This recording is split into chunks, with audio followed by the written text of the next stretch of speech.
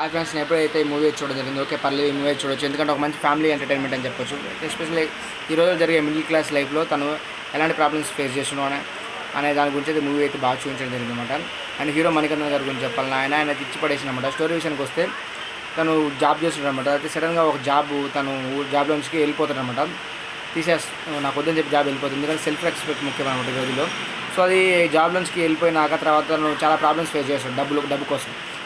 డబ్బు ఏడ తీసుకొచ్చు, నువ్వు ఏం చేసి నువ్వు తన బిజినెస్ స్టార్ట్ చేసిన బిజినెస్ క్లిక్ అయిందా లేదా ఈ మూవీలో మనకు ఖచ్చితంగా చూడాలన్నమాట. ఒక మంచి ఫ్యామిలీ ఎంటర్టైన్మెంట్ చూడొచ్చు. అంతేకాకుండా మన క్యారెక్టర్, మన సెల్ఫ్ రెస్పెక్ట్ అయితే ఈ మూవీలో ఖచ్చితంగా ఉంటుంది చూడొచ్చు. మన సెల్ఫ్ రెస్పెక్ట్ మనం ఏ విధంగా కాపాడుకోవాలి, మన సెల్ఫ్ రెస్పెక్ట్ కోసం మనం ఏ విధంగా ఏం చేయాలి అనే దానికైతే ఈ మూవీ అయితే బాగా చూపించడం జరిగింది అనమాట. అండ్ హీరోయిన్ వచ్చేసరికి సాన్వి గారు, అండ్ ఆమె కూడా ఇచ్చి పడేసిందని చెప్పొచ్చు. ఆమె కూడా చాలా చాలా బాగా చేసింది. అండ్ మెయిన్ హైలైట్ మణికందన్ గారి పర్ఫార్మెన్స్ అయితే చెప్పొచ్చు. ఒక మంచి ఫ్యామిలీ డ్రామాలో ఈ మూవీ తీయడం జరిగింది అనమాట.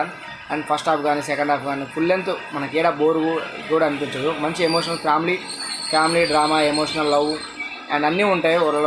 అన్నీ ఉంటాయి. మూవీ అయితే బాగానే ఉంది, పర్లేదు. ఒక మంచి ఫ్యామిలీ ఎంటర్టైన్మెంట్ అని చెప్పొచ్చు. అండ్ మెయిన్ హైలైట్ ఏంటంటే కొన్ని సీన్స్కి మనం బాగా ఆకట్టుకుంటాం అనమాట. క్లైమాక్స్ కొంచెం ఏడుపు అనిపిస్తుంది. అండ్ అంతేకాకుండా మనకు బోర్ అనేది కొట్టదు ఈ మూవీ చూస్తుంటే. ఫ్రీ టైం ఉన్నప్పుడైతే ఈ మూవీ అయితే ఖచ్చితంగా చూడండి. మిమ్మల్ని అయితే ఖచ్చితంగా అలరిస్తుంది అండ్ ఎంటర్టైన్మెంట్ చేస్తుంది.